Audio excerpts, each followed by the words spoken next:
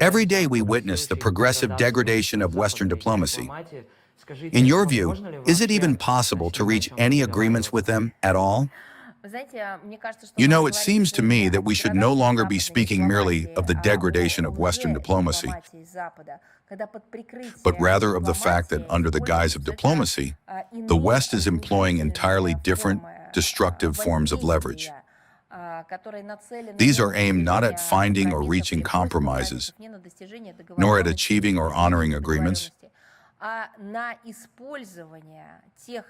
but at exploiting the international legal frameworks established in the post-war world to legitimize their own crimes. Well, one could call it degradation, but I believe it is rather a pseudo-diplomacy, or the degeneration of diplomacy into a sort of quasi-diplomacy. Room for agreement always remains if the parties possess a genuine interest. But as the saying goes, see point 1, does this sincere and genuine interest actually exist? And as you know, we have never refused contact with the West or the European Union. It was they who did everything to lock themselves out of contact with Russia.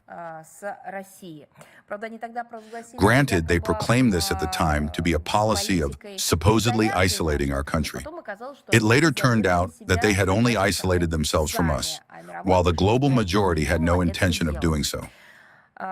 On the contrary, we have always advocated for resolving all existing differences through diplomatic means.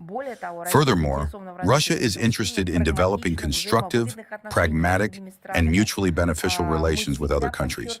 We have always emphasized, even when introducing the registry of countries with unfriendly regimes, that we are speaking specifically about unfriendly regimes that suffer from Russophobia and take action against our country and our people.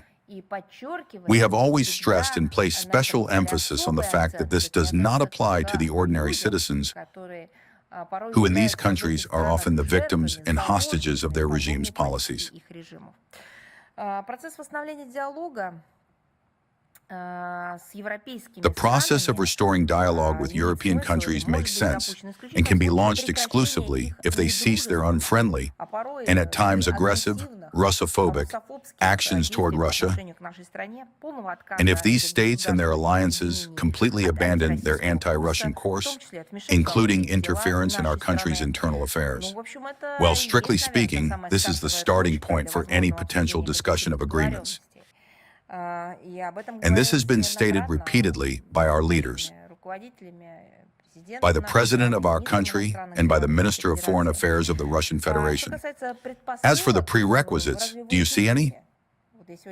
I provided examples today, and in my view, they are non-existent. The European Union has lost its diplomatic skills and the ability to conduct an equal dialogue. And this does not apply only to our country. They practice the exact same approaches toward everything they call the wild jungle, considering themselves alone to be the beautiful garden. They do not know how to listen or comprehend, and they are no longer capable of finding compromises. And yes, in general, the negotiating capacity of the current European Union is highly questionable because its policy is determined not by the real and legitimate interests of its member states, but by the ambitions and phobias of certain well-known political figures, Euro officials operating under this NATO influence.